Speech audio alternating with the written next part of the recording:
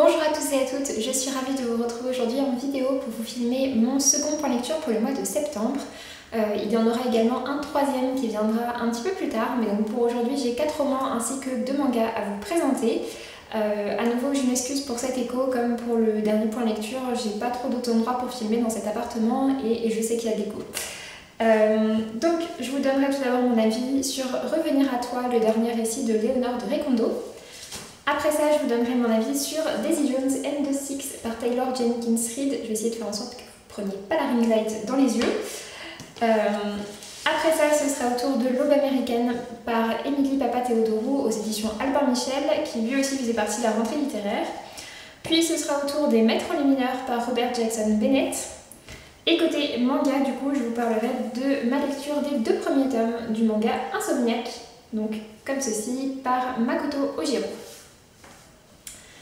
Pour commencer du coup avec Revenir à toi par Léonore de Recondo, j'aime vraiment beaucoup le travail de Léonore de Recondo. J'ai pas du tout lu tout ce qu'elle a écrit. Pour l'instant j'ai lu Point cardinal que j'avais vraiment beaucoup aimé, et j'ai également lu Amour qui m'avait également bien plu, même si c'est dans un style vraiment plus différent puisque ça se passe vers la fin de la Renaissance, je crois, quelque chose comme ça, donc forcément voilà, le style était un petit peu différent. Ici on revient dans du contemporain et du coup donc c'est son roman qu'elle a sorti pour la rentrée littéraire. Il est sorti aux éditions Grasset avec la même couverture et il a été fait en fait juste 1 ou 2 semaines après. Il est sorti en version audio chez Audiolib et du coup c'est eux qui me l'ont envoyé et du coup je les en remercie. Forcément quand ils me l'ont proposé, voilà, quand j'ai vu qu'il y avait le Léonore de Recondo, j'ai pas beaucoup hésité sur mon choix. Donc Revenir à toi, du coup c'est l'histoire d'une femme qui s'appelle Magdalena, qui est une actrice de théâtre, une comédienne qui est assez reconnue, qui a un certain succès et qui est notamment connue pour être extrêmement belle. Et en fait elle, derrière tout ce strass et ces paillettes et cette vie de célébrité, elle est aussi marquée par le fait que sa mère a disparu quand elle était jeune et que personne ne sait ce qu'est devenu sa mère. Donc voilà, du coup on va suivre en fait Magdalena, qui est donc cette comédienne de talent, qui est pas non plus si jeune que ça. Je crois qu'elle a autour de 40, entre 40 et 50 ans on va dire. Et en fait le roman va commencer par le fait qu'elle va apprendre que sa mère vient d'être retrouvée. Et donc forcément pour elle, qui s'est construite notamment sur l'absence de sa mère, ça va pas mal la chambouler, ça va pas mal poser de questions, et puis on va du coup retrouver pas mal de thématiques qui sont assez régulières dans les romans de Léonore de Recondo, qui sont notamment les thématiques de l'art, les thématiques du rapport au corps, et aussi de celle à la famille. Après, malgré quelques beaux avantages et quelques éléments que j'ai trouvé vraiment intéressants, je dois dire que dans l'ensemble, c'est vraiment pas mon préféré, Léonore de Recondo. Pour l'instant, c'est celui que j'ai le moins apprécié. Tout simplement parce que à l'écoute, j'avais quand même un gros sentiment de malaise qui est resté pendant une grosse partie de ma lecture. Alors peut-être que c'était volontaire de la part de Léonore de Recondo, mais du coup, ça m'a trop mis mal à l'aise pour que j'apprécie vraiment. Ce qui m'a profondément mis mal à l'aise, c'est notamment le regard des hommes sur le corps de Magdalena. Dès le début du récit, on nous parle de 3 hommes qui ont un regard vraiment très déplacé sur son corps. Le premier est tout simplement le contrôleur du train. Le second, c'est, alors qu'elle revient dans ses souvenirs, un homme qu'il a connu quand elle était enfant et qui a vu son corps devenir celui d'une femme, encore plus malaisant. Et le dernier, c'est un jeune vendeur à Décathlon. Mais voilà, en fait, on a l'impression que n'importe quel homme qu'elle croise, même juste le contrôleur du train, ne peut s'empêcher pas seulement d'admirer son corps, mais du coup de voir son corps et de le voir de manière sexuelle. Et c'est là-dedans que moi ça m'a vraiment dérangée et que ça m'a fait me sentir inconfortable pendant une grosse partie de la lecture. Il y a également un autre sentiment d'inconfort et de malaise, c'est pour ça que je vous dis que je pense que c'est en partie volontaire de la part de Léonore de Recondo, parce qu'en fait quand on va retrouver finalement la mère de Magdalena, elle est encore en vie et elle vit dans une maison très particulière, complètement perdue dans le sud-ouest, et on comprend que cette femme, en fait, elle n'arrive pas du tout à faire face à tout ce qui est juste de la vie quotidienne, et elle se laisse complètement déborder par tout et n'importe quoi, et sa maison en elle-même provoque elle aussi un gros sentiment de mal-être.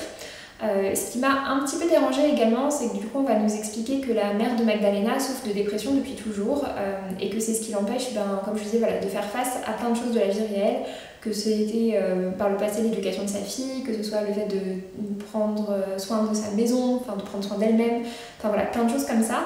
Et ce qui m'a un petit peu dérangée, c'est qu'on est dans ce type de schéma dans lequel la dépression fait suite à un événement traumatisant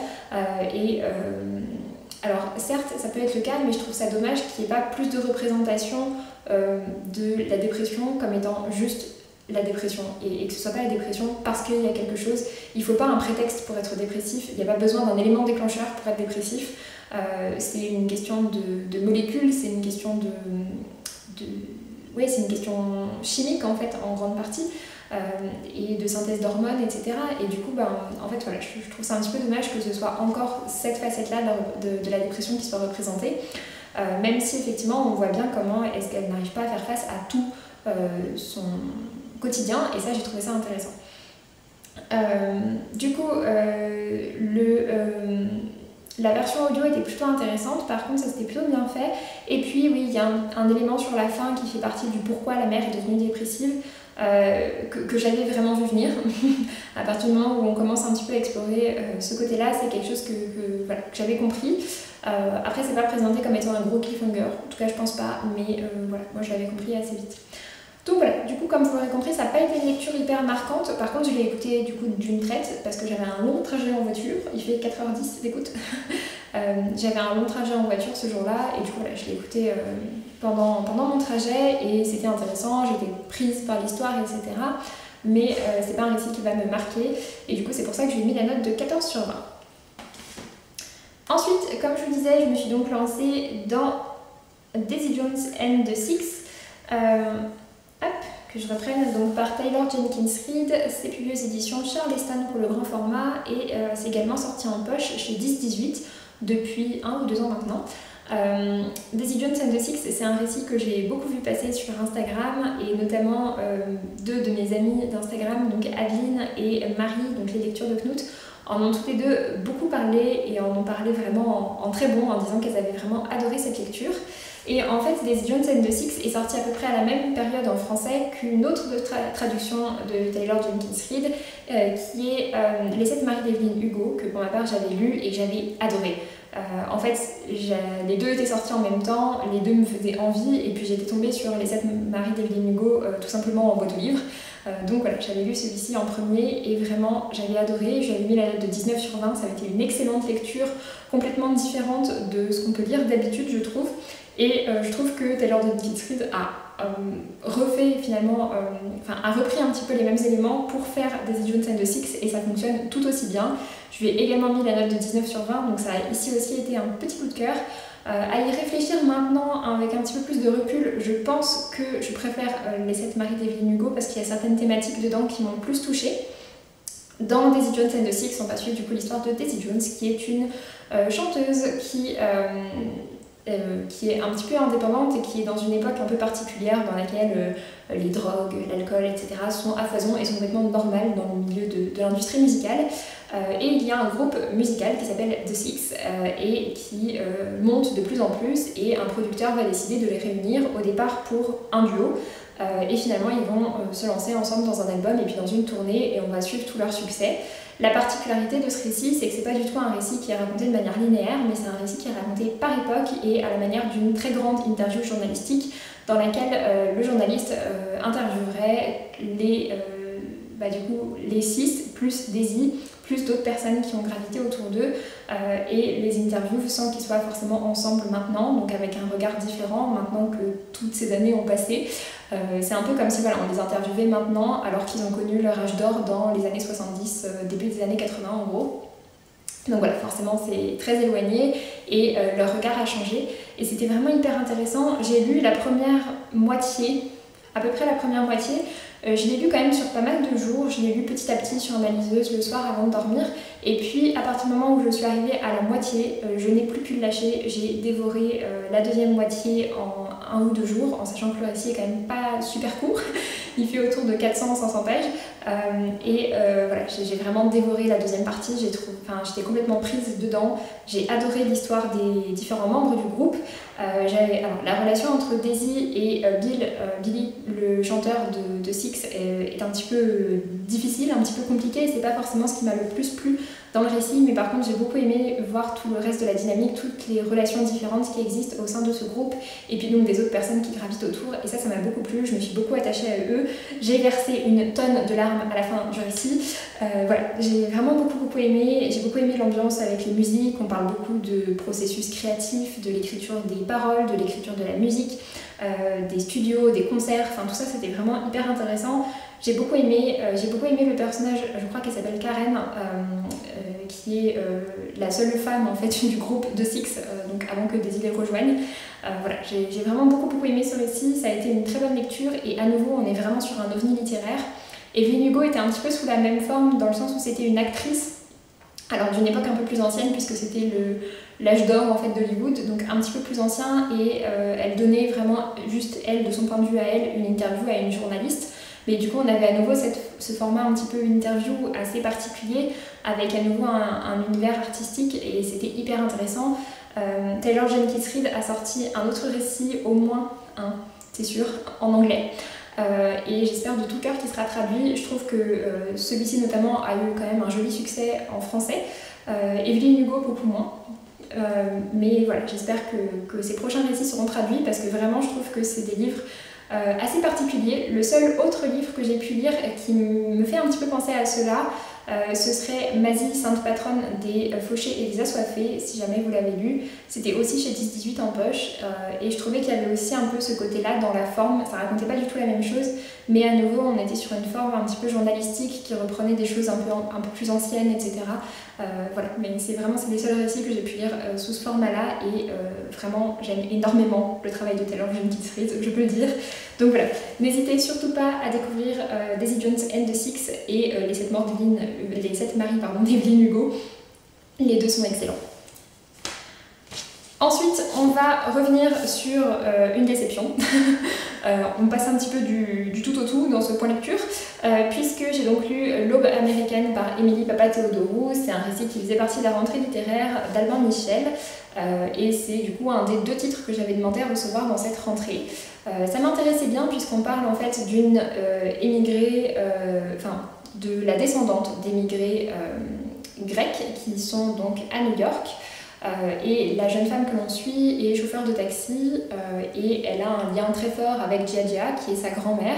Elle vit avec elle, et elle essaye tant bien que mal de surmonter toutes les pertes de mémoire et toutes les désorientations, etc., que commence de plus en plus à subir sa grand-mère, qui commence quand même à être assez sévèrement atteinte, a priori d'Alzheimer. Je ne sais pas si c'est écrit, je me souviens plus. Mais voilà, du coup on a cette relation, et puis on a également pas mal de souvenirs de Gia qui parle de la Grèce, qui parle de son arrivée aux États-Unis, etc. Donc voilà, tout ça m'intéressait vraiment bien. Malheureusement, le gros problème dans ce récit, c'est que je l'ai trouvé extrêmement long. Voilà, j'ai trouvé ce récit extrêmement long, extrêmement lent, j'ai dû m'accrocher plusieurs fois pour le continuer. Je pensais que j'allais le lire très vite, et en fait pas du tout. J'ai mis vraiment pas mal de jours à le lire, surtout proportionnellement à ces 180 pages, à ces 180 pages écrites, très gros.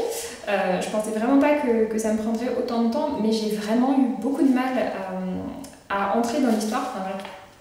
Voilà, 180 pages. J'ai vraiment eu beaucoup de mal à entrer dans l'histoire. J'ai trouvé qu'il y avait tout le temps des lenteurs, j'ai trouvé qu'il y avait des passages qui partaient complètement dans des divagations, dans les pensées de la narratrice, etc. Et juste voilà, ça m'a perdu beaucoup trop souvent. Et du coup, j'ai pas pris de plaisir à lire ce récit. Certains passages étaient intéressants. Il y a aussi une histoire d'amour avec un homme qui n'a absolument aucun intérêt, je trouve, dans l'histoire. Et puis, j'ai quand même dû insister pour venir à bout de cette lecture, parce que c'était décousu, parce que ça partait trop dans tous les sens. Et au final, j'ai pas vraiment apprécié, même s'il y avait des choses intéressantes dedans, notamment effectivement par rapport à l'immigration, aux racines grecques, aux traditions, etc. Tout ça c'était intéressant, mais ça part vraiment trop dans tous les sens. Donc voilà, celui-ci du coup je lui ai mis la note de 10 sur 20, il n'est pas très convaincu. Ensuite, on revient sur une très bonne lecture avec Les Maîtres enlumineurs par Robert Jackson Bennett. Si vous avez lu mon dernier vlog, donc un peu le vlog de tous les challenges, je vous en ai parlé dedans puisque je l'ai fini pendant ce vlog. C'est un récit que j'ai vraiment beaucoup aimé et pour le coup j'aurais vraiment aimé avoir vraiment du temps disponible, être vraiment en vacances ou quoi pour pouvoir le lire et pour pouvoir le dévorer parce que j'aurais adoré pouvoir dévorer ce récit. En fait, donc celui-ci pour le coup fait 630 pages, écrit en beaucoup plus petit. Certes, sur 630 pages, il y a quelques longueurs, mais j'en ai beaucoup moins ressenti que dans le récit juste avant qui faisait 180 pages. Donc voilà. Dans Les Maîtres enlumineurs, donc du coup, en fait, celui-ci, je l'ai commencé et pendant plus d'une semaine, entre une semaine et 10 jours, j'ai lu à peu près 300 pages. Donc pas énormément par rapport à mon rythme de lecture personnel. Et puis j'ai lu le reste, donc les autres 300 pages, en une journée. Voilà. Une fois que j'étais vraiment partie dedans parce que j'ai adoré et que je voulais vraiment savoir la fin. Donc dans Les Maîtres enlumineurs, du coup, on est dans un monde dans lequel il y a du coup donc des enluminures. Les enluminures, ça donne vie à des objets et plus particulièrement, ça leur donne des buts, ça leur donne des ordres et du coup les objets obéissent à ça. Ça permet de jouer avec plein de lois de la physique, de faire croire à des choses très lourdes qu'en fait elles sont très légères, ce qui peut être pratique dans certaines circonstances. De démonter par exemple deux objets pour que l'un revienne toujours vers l'autre et du coup ça fait pas de la téléportation mais ça peut faire donner même l'impression que des choses volent. Enfin voilà, il y a plein d'applications comme ça qui existent. Donc dans cet univers-là, nous on va suivre Cynthia. Cynthia a la particularité d'être un humain enluminé, ce qui est pas courant dans cet univers. C'est une voleuse assez réputée qui travaille notamment pour un commanditaire, sauf que ce commanditaire va l'envoyer sur une mission assez périlleuse pour laquelle elle va avoir besoin de pas mal d'artifices quand même pour y parvenir. Et cette mission, ça va être de voler une boîte et dans cette boîte il y a une clé. Cette clé finalement va complètement changer la vie de Cynthia. Alors oui, c'est un peu toujours ce qu'on dit dans les résumés, mais en l'occurrence ça va vraiment changer sa vie. Et ça va l'emmener à faire des rencontres et il va y avoir du coup des alliances qui vont se mettre en place et je pense que j'ai jamais été aussi surprise par les alliances qui se mettent en place puisqu'au final on a 4 personnages qui vont se retrouver à collaborer, donc Cynthia et 3 autres et alors vraiment j'aurais pas du tout parié sur le fait qu'ils allaient pouvoir collaborer ensemble. Je vous dirai rien du tout du coup sur eux, mais vraiment je pensais pas du tout que ce serait possible que le but de l'auteur était de nous emmener là. Et du coup, voilà, finalement, on a ces personnages-là qui vont décider de collaborer pour essayer de changer pas mal de choses qui sont plus importantes qu'eux, qui les dépassent. Et c'était vraiment intéressant. J'ai beaucoup aimé le système du coup de magie que j'ai trouvé très chouette. Les alliances inattendues, les différents complots qui existent puisqu'on est dans une cité dans laquelle en gros il y a une partie très pauvre et le reste est séparé entre des maisons dominantes. Les maisons dominantes, c'est quelque chose qui est vraiment très ancien, très figé et qui ne bouge pas. À partir du moment où certaines maisons ont été écrasées, c'est fini pour elles, et puis voilà. Et du coup, donc, Cynthia, forcément, elle vit complètement dans les bas-fonds. Et voilà, ça va vraiment interroger pas mal tout ça. C'est de la vraie fantasy, donc avec beaucoup de complots, une cité, enfin un univers qui est très riche, alors que pour l'instant, on n'en a vu qu'une cité. Et je sais même pas si pour la suite on verra d'autres choses. On nous parle un petit peu d'autres choses, mais vraiment tout se concentre dans une cité. Et pour autant, on a l'impression d'avoir un univers extrêmement riche. C'est très inventif. Je trouve que ce que j'ai beaucoup aimé ici, c'est que je trouve que c'est une des rares fois où un système de magie est exploité aussi bien jusqu'au bout. C'est-à-dire qu'on va vraiment jusqu'au bout de l'idée des objets enluminés auxquels on peut donner des ordres. Sans cesse, ils se dépassent pour trouver des nouvelles actions, pour dépasser la magie, pour faire des choses qui sembleraient complètement impossibles, etc. Et ça, c'est vraiment, je trouve que c'est vraiment intéressant. Donc voilà, c'est un premier tome, les 3 tomes sont déjà sortis en anglais, le second tome est sorti maintenant en français, il est sorti le 29 septembre. Et forcément, j'ai hâte de lire la suite, vous l'aurez compris je pense. Si j'avais eu plus de temps, j'aurais dévoré ce récit parce que j'ai vraiment beaucoup aimé. Et certes, il y a quelques petites longueurs, mais pour un récit de 630 pages, franchement, je trouve pas qu'il y en ait tellement. Il y a surtout quand même beaucoup d'action, beaucoup de choses qui se passent et c'était vraiment super cool. Je vous le recommande vivement. Je lui ai mis du coup la note de 18 sur 20. Et du coup, pour terminer, je vais vous parler des 2 premiers tomes en fait, du manga Insomniac. Donc comme ceci, c'est par Makoto Ojiro et c'est aux éditions Soleil Manga. Alors je sais plus combien de tomes sont prévus, j'avais regardé mais j'ai oublié. Mais voilà, en tout cas il y a déjà plusieurs tomes qui sont sortis en japonais. Il y en a, je dirais, au moins 5 peut-être déjà qui sont sortis en japonais. Vraiment ça a été un très très bon début de série et pourtant autant vous dire que ça partait pas du tout bien parce qu'en fait Makoto Ojiro, je l'ai déjà lu. Makoto Ojiro c'est le mangaka je crois qui a fait La fille du temple au chat et j'avais lu le premier tome de La fille du temple au chat parce que le titre et j'avais détesté La fille du temple au chat. Vraiment j'avais pas du tout aimé, c'était plein de gros plans sur les filles, sur les fesses de la fille, c'était non, il n'y avait vraiment rien qui allait pour moi. Du coup, j'étais vraiment pas chaude et naturellement comme ça, je ne me serais pas forcément repenchée vers une autre série du mangaka. Sauf que je suis tombée en librairie sur Insomniac, j'ai commencé à le feuilleter, j'ai beaucoup aimé les dessins, j'ai beaucoup aimé le concept et je me suis dit bah écoute, pourquoi pas. J'ai vu qu'il sortait quelques semaines plus tard en version numérique sur Isneo, je l'ai demandé du coup sur Isneo et je l'ai reçu du coup en service presse numérique, les 2 tomes, puisque du coup les 2 sont sortis en même temps en numérique. Le tome 3 d'ailleurs est prévu pour le 4 novembre je crois, en tout cas pour le mois de novembre c'est sûr, en français. Et voilà, en fait l'idée de ce récit c'est qu'on est ça se passe dans un lycée et on a 2 lycéens qui sont assez différents l'un de l'autre, ils sont pas du tout amis au départ, la fille est plutôt populaire, le garçon est un peu vu comme un nerd un peu bizarre, et en fait ils sont tous les deux très insomniaques. Ils souffrent vraiment beaucoup de leurs insomnies et ils vont se retrouver un peu par hasard tous les deux dans la tour d'astronomie, l'ancienne tour d'astronomie du lycée qui maintenant ne sert plus du tout. Il y avait avant ça un club d'astronomie mais il n'existe plus du tout suite à quelques événements un peu bizarres qui se sont passés. Et en fait les 2 jeunes vont se retrouver un petit peu par hasard là-bas et vont se rendre compte que ensemble ils arrivent à dormir.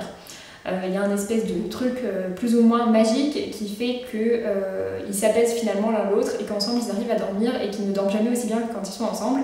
Donc du coup forcément ils ont toujours envie de se retrouver pour pouvoir dormir parce que ils ont besoin de dormir, hein, comme tout le monde.